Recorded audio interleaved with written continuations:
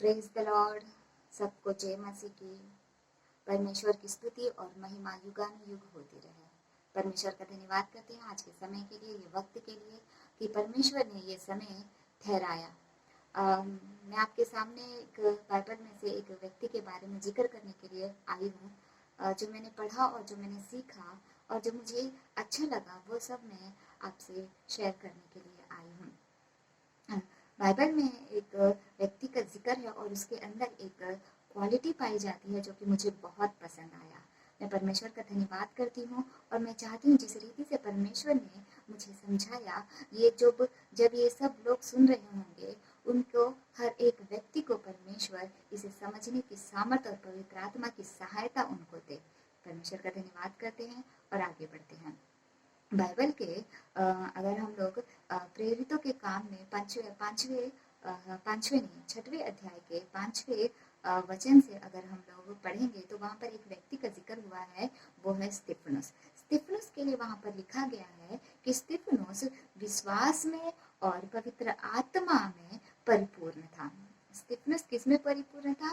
पवित्र आत्मा में। अगर आप क्या बोलते हैं, और अगर आप पढ़ते जाओगे, आगे पढ़ते जाओगे तो वहाँ पर आप और भी पढ़ने को मिलेगा कि जहाँ कहीं पर भी स्तिफनुस का जिक्र होता है वहाँ पर लिखा गया है कि स्तिफनुस पवित्र आत्मा से परिपूर्ण था। किससे परिपूर्ण था? पवित्र आत्मा से परिपूर्ण था। तो यहाँ पर मैं कहूँगी पवित्र आत्मा से परिपूर्ण था, इसको इतनी बार मेंशन करने की क्या जरूरत है, या फिर मुझे क्या बताने की जरूरत है कि पवित्र आत्मा से वो परिपूर्ण था? इसको इतना हाईलाइट क्यों किया जा रहा है? तो मैं जरूर से यहाँ पर मैं बताने चाहूंगी कि आगे आगे स्तिफनुस के साथ क्या हुआ और किस रीति से वो पवित्र आत्मा के से परिपूर्ण होने के कारण उसे क्या मिला, यह हम जानते हैं। आज विश्वासी होने के नाते जब हम यीशु मसीह को ग्रहण करते हैं और जब हम अपने मन में ये जान लेते हैं कि यीशु मसीह को छोड़ इस दुनिया में और कोई परमेश्वर नहीं है, तभी उसी वक्त पवित्र आत्मा हमें मिल जाता है, जो कि परमेश्वर का एक गिफ्ट है। मतलब जब हम ये जानते हैं कि परमेश्वर ही एकमात्र बुद्धिमान परमेश्वर है, उस हर एक व्यक्ति के पास पवित्र आत्मा है, पवित्र आत्मा है। लेकिन वो पवित्र आत्मा उनकी जिंदगी में कितना काम कर रहा है और वो पवित्र आत्मा उस व्यक्ति के अंदर कितना है। यहाँ पर तो स्तिफनुस के बारे में कहा गया है कि वो पवित्र आत्मा से परिपूर्ण था। पवित्र आत्मा से परिपूर्ण होकर वो सब लोगों के पास अच्छे प्रचार किया करता था, बहुत अद्भुत कार्य और आश्चर्य कार्य किया करता था, उसके लिए वहां पर लिखा गया है। मैं स्तिफनुस के लिए यहाँ पर बताना चाहूंगी, जब स्तिफनुस सभा बीच में प्रचार किया करता था तो उसके चारों तरफ जो लोग थे, उस सभा में जो चारों तरफ लोग थे, वही उनमें से ही लोग उठ उठकर उसका वाद विवाद किया करते थे और वही लोग उसको घसीट कर सभा के बीच में खड़ा करते हैं और उस पर झूठी गवाही देते हैं, उस पर झूठा ब्लेम करते हैं, उस पर दोष लगाते हैं और उस पर सारी चीजें जो उसने नहीं की रहती है वो सारी चीजें उस पर थोप कर सभा के बीच में खड़ा करते हैं। इसके बाद एक बहुत सुंदर सा वहां पर वचन लिखा है जो मुझे बहुत पसंद आया। अगर आप वहां पर पढ़ोगे 6 के 15 पे अगर आप पढ़ोगे तो वहां पर लिखा है, जो वहां पर सभा में बैठे थे वो लोगों ने जब स्तिफनुस का चेहरा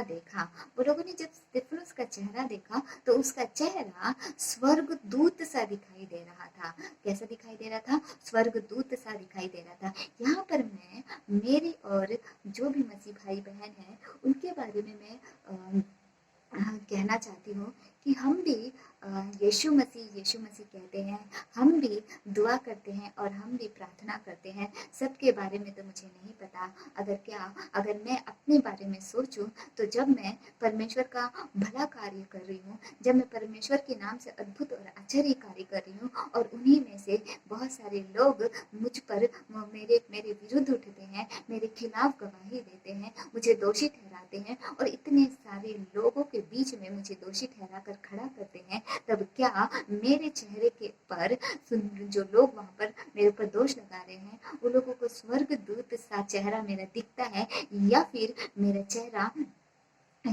चेहरा उतरा हुआ दिखता है। हालेलुया। यही मैं आपको समझाना चाहती हूँ कि पवित्र आत्मा की सामर्थ और एक एक व्यक्ति में पवित्र आत्मा की परिपूर्णता होने का मतलब यही है कि वो चाहे जिस भी परिस्थिति में हो, जिस भी कंडीशन में हो, लेकिन जब वो पवित्र आत्मा से परिपूर्ण है तो उसे कुछ भी फर्क नहीं पड़ता है, उसे कुछ भी फर्क नहीं पड़ता है। अरे यीशु मसीह को देखिए, जब वो आसमान से जमीन पर उतरा तो लोग उसे बालजुबुला कहते थे, पागल कहते थे, पियक्कड़ कहते थे, पेटू कहते थे, क्या नहीं कहते थे, दुष्टों का शैतान का सरदार तक उसे कहते थे। और जब वह प्रचार करता था तो पत्थर लेके उसे मारने के लिए उसी के लोग, जो अच्छा काम करने के लिए, उन्हीं के पापों से उन्हें छुड़ाने के लिए आया था, वही लोग पत्थर लेकर उस पर पथराव करने की कोशिश किया करते थे, लेकिन वो वहां से भाग जाता था। और जो कोई भी उसे कुछ भी बोलता था उसे फर्क नहीं पड़ता था।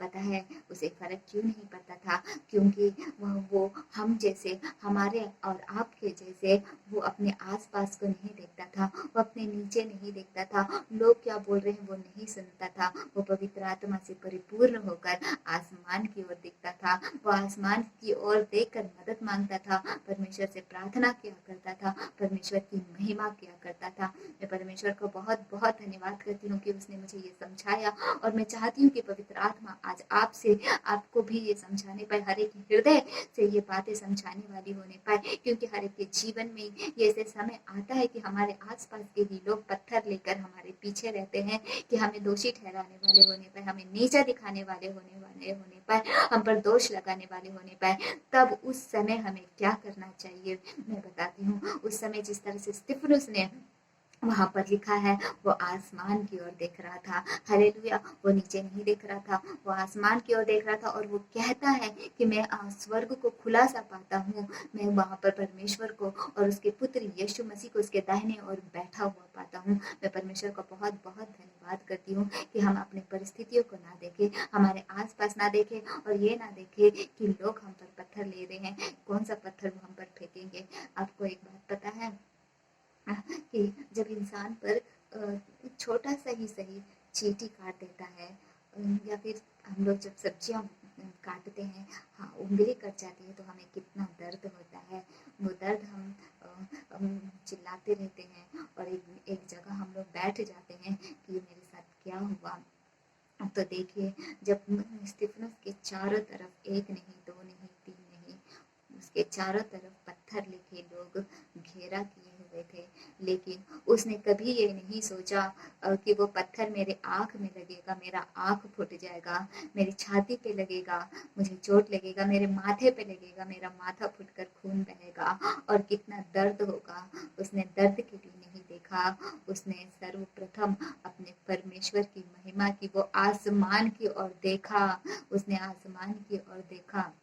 यहाँ पर उसने कोई ब्लेम नहीं लगाया कि प्रभु मैं तो एक सच्चा परमेश्वर का भक्त हूँ, मैंने तेरे नाम से कितनों को चंगा किया, मैंने तेरे नाम से कितने अद्भुत और आश्चर्य कार्य किए, फिर मेरे साथ ऐसा क्यों हो रहा है। उसने ब्लेम नहीं लगाया, लेकिन वो वहीं पर खड़ा होकर, उसकी आंखें परमेश्वर की ओर लगी हुई थी। मैं आज आज मैं आपसे ये कहना चाहती हूँ, आप परमेश्वर से ये प्रार्थना कीजिए कि प्रभु हमें वो आंखें दीजिए कि जिस आंखों से हम परिस्थितियों को नहीं, लेकिन हम आपको देखने पाए, और हर परिस्थिति में हम जिस तरह से स्तिफनुस ने, जिस तरह से यीशु मसीह ने आपकी महिमा की, हम भी महिमा करने वाले होने पाए। और उसके बाद स्तिफनुस परमेश्वर से प्रार्थना करता है। उस समय लोग जब उस पर पथराव करते हैं, उस समय वहां पर लिखा है कि वो घुटने में आकर परमेश्वर से प्रार्थना करता है और कहता है कि ये जो लोग पाप कर रहे हैं, ये पाप उन पर ना लगे। यही यीशु मसीह का स्वभाव था, जो स्तिफनुस लिया था, किसके सहारे? पवित्र आत्मा के सहारे। वो पवित्र आत्मा, ये होता है पवित्र आत्मा से परिपूर्ण होना।